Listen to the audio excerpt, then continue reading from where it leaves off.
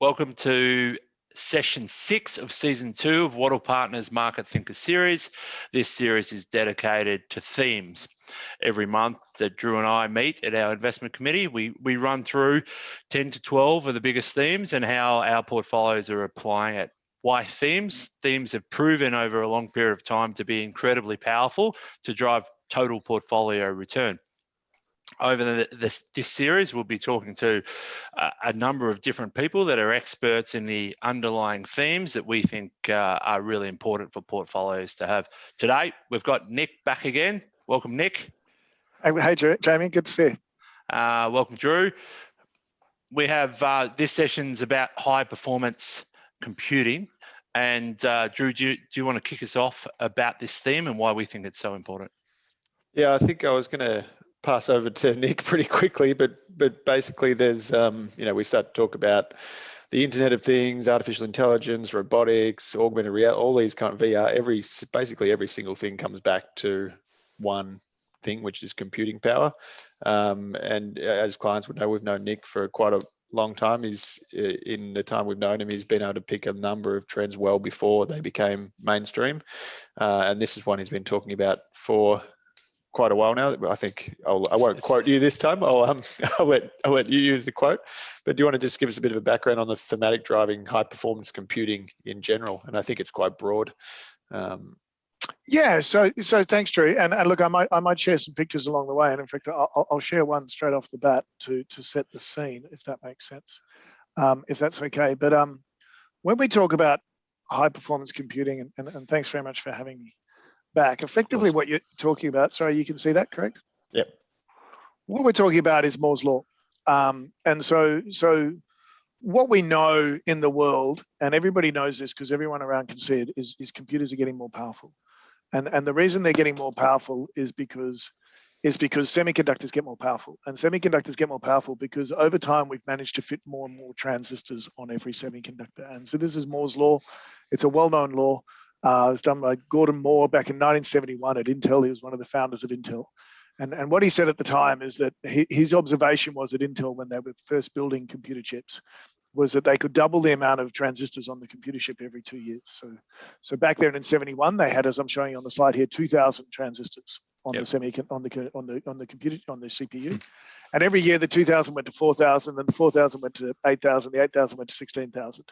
And so every year computers got faster, but they got cheaper.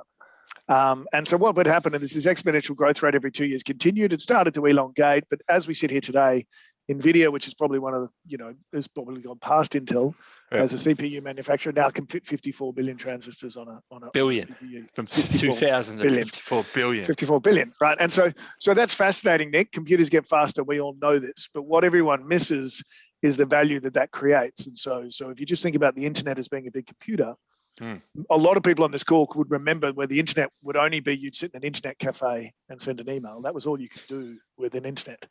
But over time, it created search. It got on your telephone. It could share pictures. It could stream movies. It could do video games. It could do software, etc. And so the faster computers get, the faster the internet get, the more things it could do, the more disruption it created. And so as we sit here today, I think many of us marvel at the fact that we can order an Uber, we can track the car to get to our house, we can get in the car, we can drive somewhere, we can get out without any cash changing hands because everything's bouncing up to the cloud and going back. And so what we're seeing around the world is people exploiting this relationship that computers get faster to create amazing, innovative businesses. And you can go all the way back to Amazon's shareholder letter back in 1995.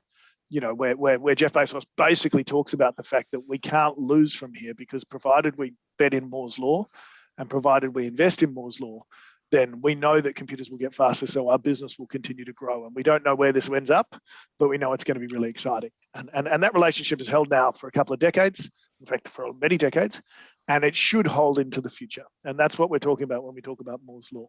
It's like the grandfather of all themes, isn't it? Correct. The original S-curve. Yeah, correct. And so coming back to why we like high performance computing. So many, many years ago, we came to the conclusion that why don't we invest in the weapons manufacturers in this war? Why don't we invest in the picks and the shovels? Why don't we invest in the people who enable the extension of Moore's law? Because those people who do that effectively are the most powerful companies in the world, or the most important companies in the world, and more value should go to them, because the better they get at it, they are effectively helping these companies win. And that's why we look at them as these key enablers in technology globally. There's lots of people that call that chart, which is incredibly compelling, they call it the end of, don't they? They say, okay, computers are now as quick as they possibly can, and they're not going to get any quicker. We just have to utilize that speed that they have. And that probably happened, I think I heard it first from a very well-known tech person in 2010. It's 10 years later, and you look where you were at 2010 to now, it's just been exponential. Is it always going to be exponential? Or is there some point where you go, actually, everything can't get any quicker, and I can, Yeah, and so it's a great question. And so you're right. Eventually, Moore's law has to end. Eventually, you can't fit any more transistors on the semiconductor. And a lot of people didn't think we'd get to 54 billion. And what we know by investing in the enablers here, we know that it will actually continue. And so from our point of view, when we look at high performance computing, there's a couple of things that are coming together at the same time. The first is that you have this amazing demand for semiconductors. So we know that semiconductor demand over time, I'm showing you on the left here, grows at 8% per annum over time. And we know that there are many cycles within that. But we also know that as the Internet of Things connect to the cloud, and then the cloud is effectively going to process all that data, so you're going to get more data that then goes into the cloud and processes more data, then you're effectively going to have what we call the brewing sandstorm in semiconductors. So the demand of 8% per annum is probably going to get higher. Coming back to your question, does it extend? The answer is yes, it does. It really comes down to the lithography that you put on the chip, so the stencil that you put on the chip to allow the etch to go over and put more transistors on the semiconductor. And interestingly, as it's got harder and harder to do it, less and less companies can do it. And so, without wanting to go too deep here, we go for scale. How big is a semiconductor for scale? Like about the size of your fingernail. And they go in my desktop here, in my camera. Correct, in your computer. Some of them are bigger now. So the NVIDIA, the 54 billion I'm talking about on NVIDIA is much bigger. That's about the size of your hand. Yeah. But that's an entire CPU. But an actual semiconductor chip is about the size of your fingernail. And why do you need 54 billion? So it's really simple. The more you put on, the more powerful the computer is. So to get cryptocurrency, like crypto mining or something? Is that correct. So just think about, okay. So think about, let's go back one slide. Okay, so if we know that, so what's happening is as Moore's law continues, the price is going down. So if you're selling like a really cheap semiconductor now, you can connect lots of things. So you would have noticed at home, your fridge is connected to the internet, your front door is connected to the internet, your car park you drive to is connected to the internet, or traffic cameras connected to the internet. And so from that point of view, you can effectively put a sensor on everything now because that semiconductor has got so cheap, the basic one. But on top of that, then all of that data that you're now collecting from all these devices can go up to the cloud, i.e. these big data centers that go somewhere. And at these big data centers, whether you're a hyperscaler like Google or Amazon or Microsoft, you're using these huge server farms to process all that data as quickly as possible. And then on top of that, because you can't actually compute with what's going in there, you're actually now putting artificial intelligence on top of that to actually work out for itself what that data means and give you relevant answers. So this is no different to when you type into Google, how long is it going to take me to get to work? It says it's 27 minutes, there's traffic here, etc. That's the cloud operating, and every single person in the world can do that with their Google Maps. So all of that power of one semiconductor chip in a traffic light is like a supercomputer from. Correct. Once it goes up to the cloud, and once it goes up to the cloud, so you need the big stuff to run it in the cloud, and you need the little stuff to create the Internet of Things around it. Does that make sense? That's what we're trying to create here. We don't have semiconductors in our lights. Yeah, this is one light switch in the whole office. Yeah. So then, to extend that on, coming back to Jamie's question, Moore's law we know will extend because we know that there are companies that have solved this problem. And so right now, so just to flag this is the logarithmic of transistor density over time. These are the companies that are trying to do it. And so what we've seen over time is many companies have dropped out of the equation. Yeah. And we're now finally at ASML as the monopoly in lithography globally. And that monopoly in lithography, ASML has developed this machine called the EUV machine, which is this machine sitting here. And this machine sitting here the person standing effectively at the terminal here. It's not a very big machine, but it enables Moore's law to extend. And we know that now because they cracked the code on this machine pretty much over the last decade. And it costs roughly 130 million euros to buy one of these machines. So it's worth more than two 737s. If you can't see the slides, it looks like a high-tech shipping container. Yeah, it's just a big good box. description. It's a big box. Okay, so now what we know is we know that ASML has cracked this, and we know that TSMC in Taiwan and Samsung in Korea are going to buy these machines and allow Moore's law to extend. And so the scary point that we know here is the EUV technology will effectively get us, and they talk about nanometers, right? So we got down to 10 nanometer gates between the transistors. Sure. Will get us from 10 to 5, 5 to 3, 3 to 2, and eventually 2 to 1. So we have 5 more iterations of Moore's law ahead of us. Which basically means we've got, let's assume it goes on a 3-year cadence, we've got 15 years of shrink left in front of us, which basically means every computer in the world, coming back to this slide here, is actually going to get 60 times more powerful from here before Moore's law eventually ends. And even then, when we get there, I suspect they'll find a way of extending it again. So if every computer in the world we know gets 60 times more powerful, and on top of that, we know there's effectively 4, maybe 5 companies in the world that can actually solve this problem for you. Then not only A, it's going to be really exciting where we get to and towards what these computers do. And B, those 4 to 5 companies are probably going to be pretty good investments here because they are effectively hold the keys to future progress. And hence a lot of value creation will move towards them. And they're all in different countries too, aren't they? The 4 or 5. It's not all in America like you'd usually see. Yeah, so correct. So what you've seen over time as this equation is extend, it's got harder and harder to do. So the shrink has got harder and harder. And so this is what we're showing you here. Just for lithography, there used to be 3 major players. In fact, before that, there was actually 5. And over time, it just got more expensive. It got harder to do. And you ended up with 1, which is ASML. So ASML is a monopoly in lithography. They have the EUV machines. No one else bothered to try and do it. Everyone thought it was over. And they've solved that problem now. So we call them the most important company in the world that no one's ever heard of. It's listed. So they make the machines.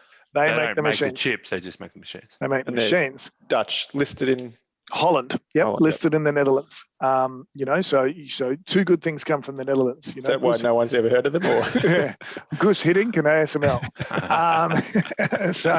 But from our point of view, most important company in the world that no one's ever heard of. And so we love this company. Just give you an idea on the slide.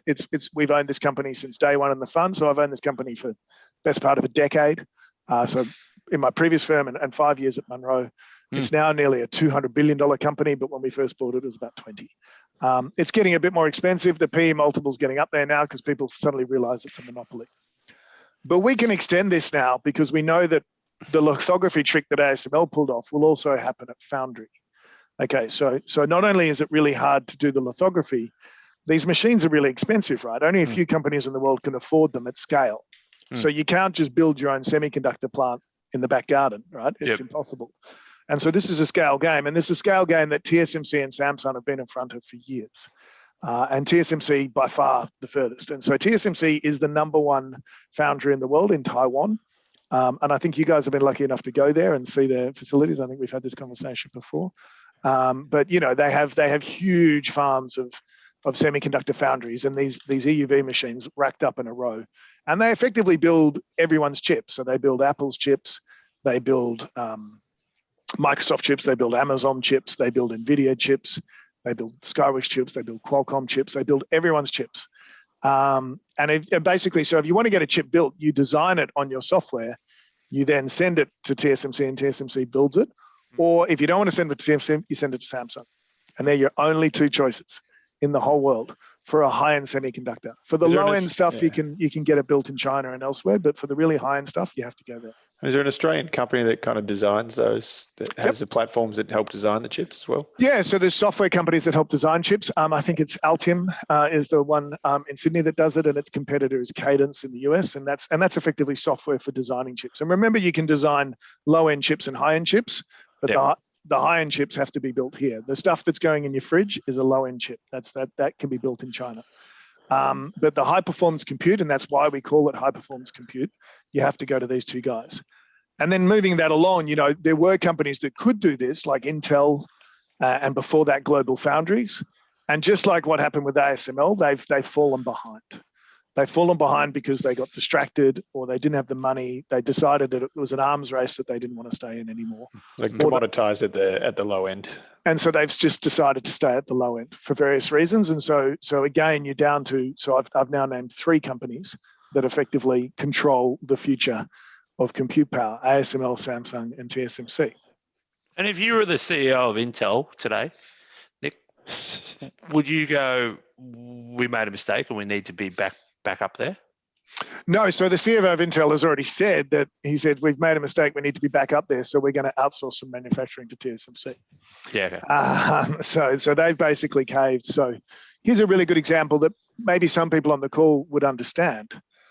So when you go out to buy a computer now, it's got an Intel i7 in it effectively, or an i5, and you've got your Intel chip in it.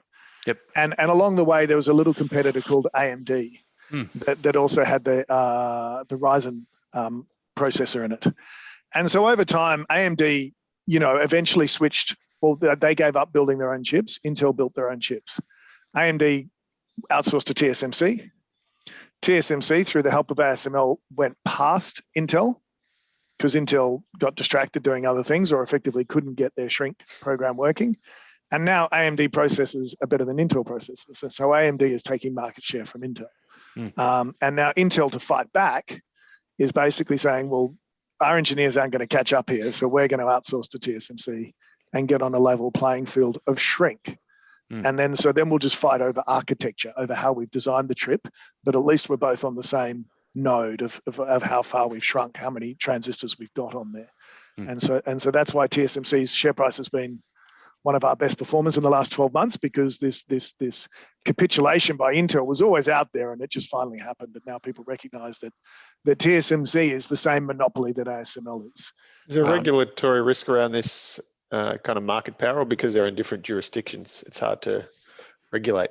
So there's no regulatory risk. The big issue is actually the scariness from a political point of view. So I've just described to you that the entire future of global human progress is dependent on 3 companies. One's in Holland, one's in Taiwan, and one's in Korea. And so this is why you're seeing the US talk about TSMC's now building plants onshore the US, because, it's not very comfortable having all of this stuff in a tiny country called Taiwan that's currently disputed territory between China and the US, and Chinese flying warplanes over on a regular basis. So they're trying to build these facilities in the US. Again, that's very positive for TSMC and ASML. And then you're also seeing, the Chinese trying to build their own facilities, because the US has basically restricted them getting the technology. So for instance, ASML is trying to sell EUV technology to China, but currently it's held up on the ports because it can't get an export restriction, because the US government will not let ASML export EUV technology to China. And ASML has factories in in the US, and so they're effectively bound by export controls or these state controls that the US is putting on. And so this is a technology arms race. Be under no illusions, okay? There are very few companies that benefit from it. And the biggest risk to them is that they get caught up in all this politics that's going to happen on the outside.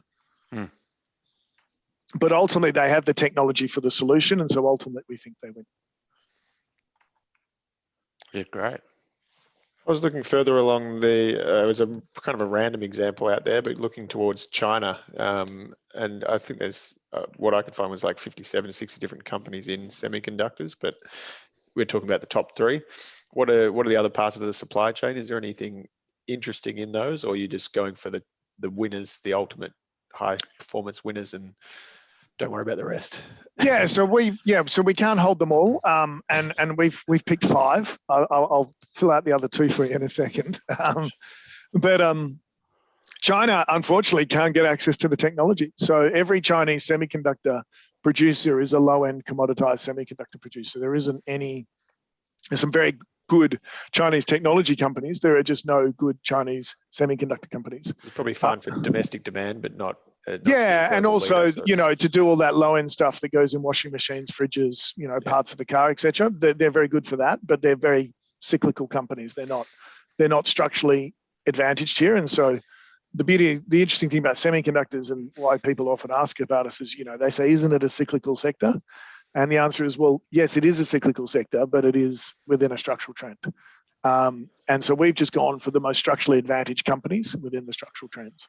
And that's why we haven't looked at the Chinese ones. It's also the same reason why you won't find a semiconductor company listed in Australia. And if you do, manufacturing, that's not for us. Manufacturing, correct. You might find a good software design company, but you won't find a manufacturing company. And China has the same problem. And what's the fastest growing kind of part of the semiconductor market? Is that cloud computing, vehicles? No, so the fastest growing bit is the high performance compute. So it's important to remember that exactly what we're talking about here, which is the chips that go into the data center. Yeah. Because the chips in the data centers are the ones that have to be the highest end, the fastest, because the faster you process the data, the better you get information out of the data. And so the better your competitive advantage versus your peers. And so interestingly, if you look at NVIDIA here, it's quite funny. So that chart, that chip on the right there, the NVIDIA A100, okay, this is the fastest computer chip in the world. They developed it last year. And so it's a new product cycle. And the first 6 months, they could only sell it to Amazon, Google, and Microsoft. Like they took all the demand. Is that right? For the first 6 months. Straight into data centers. Is that where Straight into data centers. And like if you were Mercedes or if you were any other company in the world, you had to sit at the back. So the big hyperscalers used their market power to make sure that they got the first 6 months of allocation. And once they've got every chip they want, then everyone else can get them. And how many can they produce, Nick? How many? As many as TSMC can make. They can sell everything. Which relies on how many ASML machines they bought. So is that a price thing then? If there's more demand, are they pricing it? They've got nearly monopolistic. Correct, but it's important to remember you can't overprice it. So you can only price it if you overprice it, then people won't use the functions. So there's a chicken and an egg argument here. It's a bit like airline travel. Yep. So if you lower the price enough, more people will fly. And so you can't predatory price the product. You just price it for a very good return, and they do make a very good return. They make like 70% gross margins. So does ASML. It's fair. But Okay. and they make a huge return. But I think what's most interesting about that is when you come out with this latest round of chip, and they obviously made that on the 7 nanometer process at TSMC, which is the latest process. What's interesting when it comes out, just to prove the weapons manufacturer and the war argument, is the biggest and most advanced companies in the world monopolize supply of it. So they get first access to it so that their AI tool works better than everyone else's. Is this why the car companies are complaining? Yeah, and so this gives them a comparative advantage. Does that make sense? That happens at all levels though, doesn't it, Nick? My son's into gaming and he loves NVIDIA and NVIDIA cards. And I think end of last year, a card came out and he said, "Oh, Dad, there's only a certain amount. I need to get in." And he's there at 6:01 in the morning and missed out. And then in the afternoon, they're selling for all the supplies gone, and then they're selling for like double the price to get that specific card just for his home computer. Correct, because he wants the ray tracing technology. So this is why we point out they're the classic weapons manufacturers in the war. And so the fourth company in our war is you have the lithography to design the chip. You have TSMC and Samsung that build the chips, and then the clear winner of the people who take the chips that has the best architecture and the best product is NVIDIA. And so that's the fourth company in our thing. And so NVIDIA versus Intel, which is behind, or even AMD, which is in front of Intel, but NVIDIA is in front of all of them. And so they have the best chips. They have the best design on their chips. They have the best software to run their chips, which is why their chips run the fastest, which is why everybody wants it, because this is your ultimate comparative advantage. And your son wants it because he wants to play the game better than his peers and shoot people. And Google wants it because Google wants to beat out their competitors. And so that's why they are the ultimate weapons manufacturers of the war. And that's why we like NVIDIA. So that's the fourth company of the 5 we own here. So NVIDIA, for the listeners, and for my benefit too, I think, NVIDIA started as a video card manufacturer, didn't they? They didn't essentially create the chip that would go on your motherboard, but they've done but within a video card, you have a chip. So they've done a big pivot over the last 20 years, have they? Yes, it's a great question. So it gets a little bit complicated, but it's a very good question. Yes, you're right. So basically back at the start, when you're designing chips, you're designing CPUs, which are computer chips, and GPUs, which are graphics chips. Yep. And the graphics chips what NVIDIA was doing, and that's why they were big in video games. Over time, they discovered that those graphics chips are very good for artificial intelligence, or for what they call accelerated computing. And when you stick them alongside a CPU, you can actually get your data center to run faster. So suddenly this data center business just appeared out of thin air, and is rapidly becoming their biggest business. And that appeared out of thin air, and so now they have video gaming data center, and now those chips will also go into cars to help with autonomous driving. And so the GPU has effectively gone past them. On top of that, they've got a beautiful software layer that they call CUDA on top of the chip, that as artificial intelligence grew, became the de facto standard for how you can program these chips to do the different things, which is effectively called inference. But rather than get your chip to do everything, they got lots of chips doing different things within the data center to enable to answer these questions really quickly to allow AI to work. And you'll see this naturally when you're on Netflix and as you're watching something, it'll suggest other things you want to watch. That's NVIDIA chips working in a data center. You'll see this on Google with your search queries. It's everything that basically feels like it's matching up to you, or voice activated, i.e. your phone's listening to you and coming back with search stuff. That's all NVIDIA stuff in the data center that is allowing that to happen very quickly. And that's why people want this stuff so badly. Great. And there was a fifth in your group? Okay, yeah. So the last piece of the puzzle to connect all the pieces, and this is where it gets a little bit more controversial, but at the end of the day, as computers get more powerful and as you run more and more things on them, and as more and more things get connected to the internet, eventually you'll need more memory.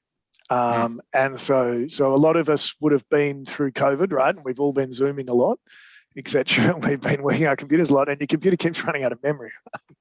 Keeps running out of memory because you're doing all these things. And so your computer's going to need more memory, but remember your car's going to need more memory. And remember your data center is going to need more memory. And so all of that allows these computers to run at a higher level. And so from that point of view, the memory market is still not monopolies. It's down to 3. And so the 3 memory players in the world are Micron in the US, Hynix in Korea, and Samsung again in Korea. And so those are your 3 memory players in the world. But inevitably, they'll probably turn into an oligopoly over time. No one will catch up to them because memory, again, is going through its own shrink. And from our point of view, we're in Micron, but it's the least defendable of the 5. But it's also the cheapest. It's only on 10 times earnings today. So people have yet to. This is the same trick we saw with ASML into TSMC into NVIDIA. We think it now happens with memory. And that's the last piece of your weapons manufacturers in the war if you want to invest in high performance computing. I assume they all don't. You don't get them all for 10 times. You'd be paying 30 or 40 times for probably the group. Yeah, so it's interesting actually. So surprisingly, so it's interesting we're talking about this today because obviously we've been looking at this for the best part of 5 years now. And so years ago, yes, you could buy ASML at 15 times earnings. You could. Because people didn't see it would become a monopoly. It's now more than nearly 40 times earnings, but the earnings should double in the next 5 years. So if it holds that multiple, the share price is going to double, but what will probably happen is the multiple will go to 30 times, the earnings will double and you'll make 60, 70%. TSMC up until a year ago was trading on 15 times earnings, but then people realized it was a monopoly as well, and it's now on 28 times earnings, 27, so still not too bad, pays a reasonable dividend yield. NVIDIA's happened. They're just not on the radar of most. Yeah, well, it's in Taiwan. It's in Taiwan. It's people again, just people think it's a cyclical industry, but it's not, and they've proved this time and time again. And it just and I think the Intel giving up really, the Americans finally noticed that that they couldn't own Intel for semiconductor exposure. They had to own TSMC, and so they finally bought the ADR in the US. And then NVIDIA started at 15 times earnings as well. It's now nearly 40 times earnings, but again, we do think the earnings will double in the next 5 years quite easily. In fact, I think it'll double in the next 4 years. So while not as attractive as it was, still fairly attractive from that point of view, and should be able to hold that multiple, because even when their earnings have doubled in the next 5 years, they should be in position to double again the next 5 years after that. And then, Micron's back at 10 because people just still think it's a cyclical. So hopefully the same trick will work out again, as we've seen over the last 5 years with the other ones. Is there a risk that it's a bit like CSL or biotech, where the next level of development needs to, you need to create the next level, or is it, or it will just happen because of who they are? Intel was probably number one in this space 15 years ago, and they're not anymore. Would that be similar to, say, a NVIDIA or some of these other groups, that they still need to innovate and evolve and execute the next chip and the next chip? And is that a potential risk to these guys if NVIDIA can't get any more than 54 billion on? So you're right. So what would have to change is either the architecture of how you design the chip. Someone goes past NVIDIA, so someone uses that software in Australia to design a better, more powerful chip. Yep. That's going to be a lot of work, and you need a lot of people already used to using the software on NVIDIA. In TSMC's case, very unlikely. Can't see anyone catching up with them. They're probably the number one foundry. But in ASML's case, yes, you could maybe, instead of trying to fit more stuff on the chip, there's a lot of people who talk about stacking on the chip or going horizontal and doing 3D architecture on the chip. There are competing technologies out there apart from just shrink that would have to go past them. And those are the risks. They look pretty remote at this stage, but obviously we have to be respectful that they are out there. So your day job, not this job, which you're an educator, your day job is managing portfolios. So does that mean how do you look at those 5 stocks, and when do you sell them, and when do you buy them, or are they just a long-term hold and they take a portion of your portfolio, Nick? Yeah, so at the moment, these 5 positions make up about 12% of the portfolio. Yep. So it's a mixture of 3 and 4% weightings or 2% weightings. And so they're one of the areas of interest that we're focused on. Each company we have a financial model on. And so it really comes back to exactly what I was saying before. So I'm having to pay 40 times for NVIDIA now. That's painful. I preferred it when it was 15. Sure. But the earnings will double in the next 4 years. It's reasonably confident that that's going to happen. And we spoke to them literally 2 days ago. So there's nothing to suggest that's not going to happen. And so then I just look at that risk reward and say, okay, well, even if this company derated to 3 times, 30 times, or even 25 times, I should still make 66% over the next 4 years, which is 15% per annum. Now, it's not going to be a straight line. It's not going to work out that way. And so, yes, we manage position sizes and things like that. But ultimately, the key is to keep your eye on the prize. The world has only got a few winners. We found these few winners. They may be underperforming this week or next week, etc., but the story is still going to play out. And so what a lot of people get really hung up by, which I always think is quite funny, is they sit here and they just get so hung up by what's happening day to day in the market. But what they're forgetting is there are real companies delivering into real industries that are changing real lives. And if their earnings really do double in the next 5 years, then I'm reasonably confident that I'm going to make money on this stock. Sure. And so the rest is just checking in to make sure that that's still the case. And so that's what we do all day, every day, to check out that's still the case. And yeah, we manage volatility, but at the end of the day, this is what's important is doing all the work I just talked you through, which basically took us a long time to work out. And once we've done the work and we've got the investments, then to hold the view. And if something better comes along, we'll look at it. We might swap one out for another one, but that's where we've actually been. We've been positioned this way with these 5 stocks for 3 years, and I can't see anything to change that at this point in time, but obviously we'll stay watchful. But this has by far been the most stable part of our portfolio for a long time. Yeah, great, Nick. I mean, we were talking to, last week, we talked to Franklin Templeton about e-commerce, and we briefly talked about the example of Netflix, and how Netflix started was distribution of video or DVDs, but you logged into a website. Now, they were known as a e-commerce company 20 years ago when they were delivering everything physically, and it's only that the ability for technology and processing power increasing over that journey that has allowed them to now deliver a totally different business, a totally different service, still called e-commerce, but it's the way that it's different. The way it's evolved is only because of computer power. So. Correct, and most importantly, these are the weapons manufacturers in that war, and so different to sort of streaming or other areas we look at, whether it's e-commerce or cloud computing. All those companies have a lot of competitors. They have a lot of competitors trying to take their place all the time, and they have to fight them all day, every day. What we like about this is we actually pay lower multiples for companies that have virtually no competitors. We just have to put up with a little bit of cyclicality along the way, like inventory cycles. But in the reality is they have very few competitors. It's very hard to see anyone catching them, and they're less expensive. What are the inputs? Is it silicon? It's silicon. Yeah. So you can extend this one bit further. So it's sand, right? It's sand and silicon. So you can actually, if you want, go by the wafer manufacturers, of which there are only 5 in the world now. But it's still very much a commoditized industry. But they're down to 5. In theory, that could be the next one after memory that might go through a re-rating. Yep. Energy as well. Assume you need not a lot of power to make them. Yep. You need a lot of electricity, and TSMC, is committed to being carbon neutral. So they're building the world's largest offshore wind farm, offshore Taiwan, to power their facilities in Taiwan. Offshore Taiwan. Offshore Taiwan. That's some interesting. That'd be I interesting. think someone's predicted the Chinese will try and take over within 3 years or something. So, well, you can read about this, and I think it's fascinating. But the Americans are basically denying the Chinese the technology. Yeah. So they won't let the Chinese get access to the technology to keep up in the chip race. So they have to buy their chips from TSMC. TSMC is not allowed to sell their chips to companies like Huawei, for instance, because the US have stopped them from doing that. And so eventually, the temptation to reach across the water and go just take this technology or something. must be quite high. And it's clearly one of the things in the world we worry about immensely because they can't get it. They're falling behind. They can't keep up.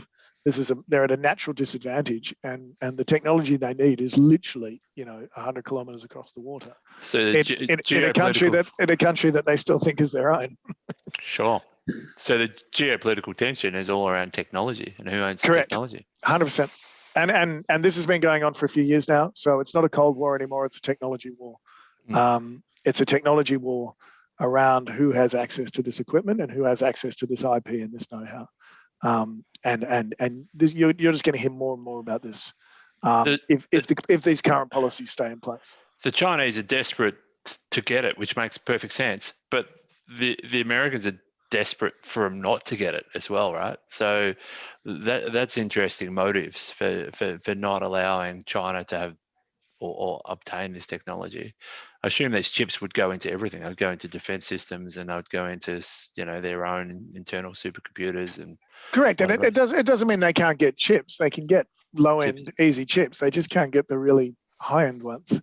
And at the moment it's just Alibaba and it's just Huawei and Hikvision that can't get it or ZTE. But Alibaba can still get access to this technology in their own data centers. They still can. But in terms of China developing their own chip industry to go past what's available in the world, that's impossible for them right now. So they can't get a comparative advantage here, and if anything, they're at a slight disadvantage. And if that got worse, then the temptation to go and just expropriate the technology will get bigger. Do you have a view about data centers then? There's a number of data center investments around and listed companies, both domestically and offshore. Yep. Sorry, you go.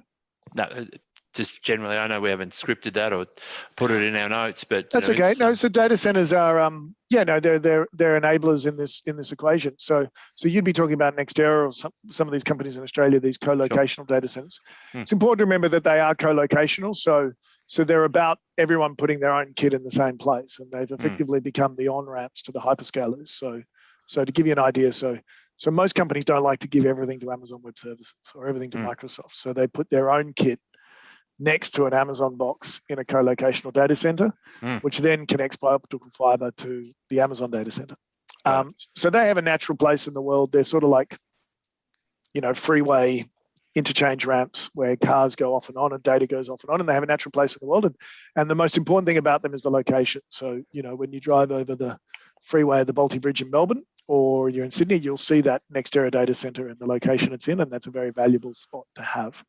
And so from that point of view, it's it's a good area, and I have actually mispronounced it. It's not Nextera. You'll have to remind me which one it is. It's Next DC.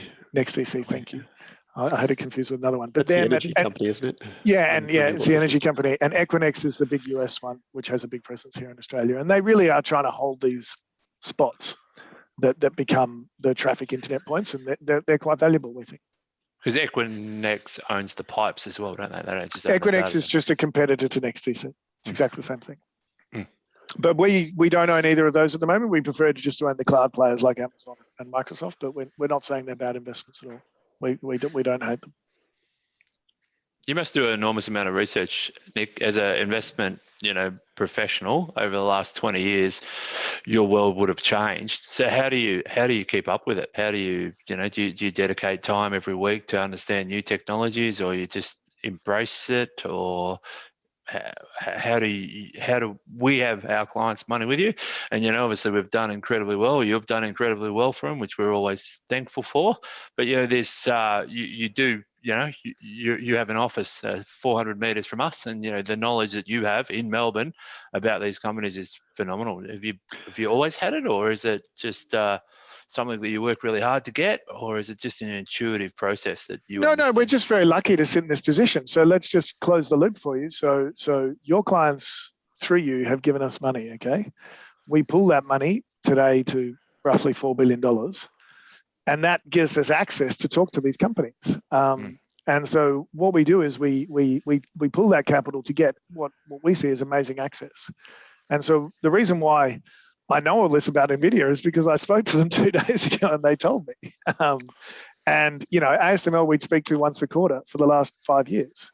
And I'm going to call bullshit there, Nick, because I knew you when you had no money, and we were the first group that supported you. Don't call bullshit.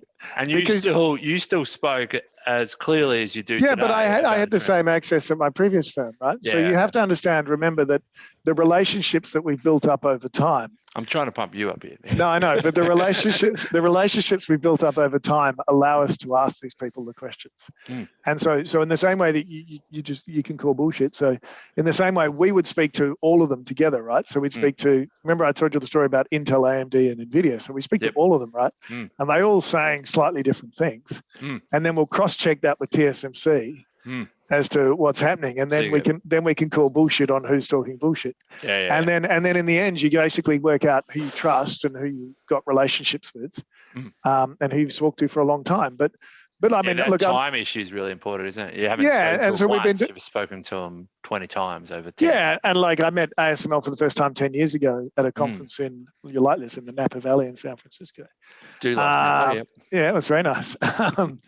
And they told me the story about this EUV machine, and I'm like, oh, this sounds pretty interesting. And over time, we got to trust them and believe that it would happen, and it did. So we're very lucky in the fact that the capital we have, even when we have no capital or when more capital, but the more capital we get, the more access we get. The more access we get, the more we learn. And then the rest of it's just organizing yourself to focus on the things that really matter. So this semiconductor trade, it's quite funny. Over the 10 years I've been doing it, it's so easy to get distracted by some other one over here and some other one over here. And every time we've done it, it's been a waste of time. Yeah. And so the hardest, then the last bit is to try and get organized enough to just really focus on what matters, because at the end of the day, there's only going to be a few winners and there's going to be lots and lots of losers. And so if you think you've found those winners, your job is to run them for long periods of time and cut the losers. So the risk is just managing risk. So to know the questions to ask, don't you? Well, to a certain extent, but also often we're just feeding back what we learned from somebody else. And so we can just close that circle. And then once you've worked out what's actually going to happen, then generally over time, the share prices will reflect what happens. Stocks follow their earnings in the long run. And so once you've worked out what's going to happen, then the rest is just making the investment and letting it play out. And sometimes, honestly, you'd be better not going to work. You'd be better just not watching, because come back in 4 years and it works out. And that's what we've tried to do here. I mean, that's similar to our experiences over time as financial planners. 20 years ago when I was mid-20s, I could tell you if a stock was up or down every minute of every day, and who were the winners and who were the losers. Where we've now taken a step back, and we think we're better advisors and getting better outcomes from clients because we're not that close to markets on a daily basis. So Yeah, and I think being in Australia has actually been a good thing as a global investor because the amount of days I could wake up and do something silly because the market's trying to make you do something silly versus just in the cold light of day, take a look at it and go, Yeah. nothing's changed here, so why should I change my view? Well, everyone thinks short term, right? Media thinks short term. Yep. Investors think short term. Markets think short term. So if you want to be a true long term investor, there's lots of hurdles you got to get through. All of them plus more. Correct. And over time, we've got better at it. And the more trust that our clients give us, quite frankly, and the more longer term clients we have like yourself, the easier it is for us to do our job. All right. Drew, do you have any questions to finish off? No, I think we've gone a good 20 minutes over. So it'd be a good time to thank Nick and let him go off to lunch, I think. Yeah, thanks very much, guys. It was always good to chat. Thanks, mate. Cheers. Thanks. See ya.